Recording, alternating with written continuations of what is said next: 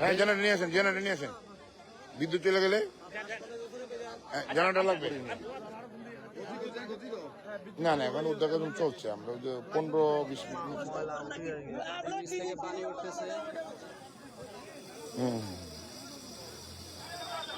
বাচ্চাটি পাওয়া গেছে হ্যাঁ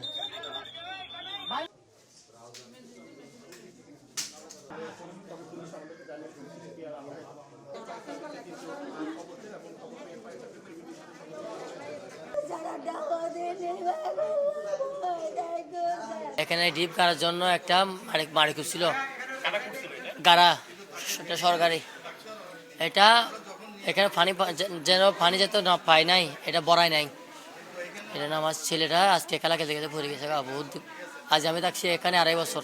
খবর পাওয়ার সাথে সাথে রাউজান, আগ্রাবাদ, তারপরে কালোঘাট থেকে আমরা টিম এনে এবং ওই যে সদস্য পর্যন্ত আমরা উদ্ধার করে এখানে নিয়ে আসছি হাসপাতালে। 8টার সময় আমরা রেস্কিউ করছি, রেস্কিউ করে এখানে আমরা নিয়ে আসছি, নিয়ে আসার পর ডাক্তার তার প্রাইমারি টেস্ট করে ডাক্তার তাকে মৃত ঘোষণা করছে।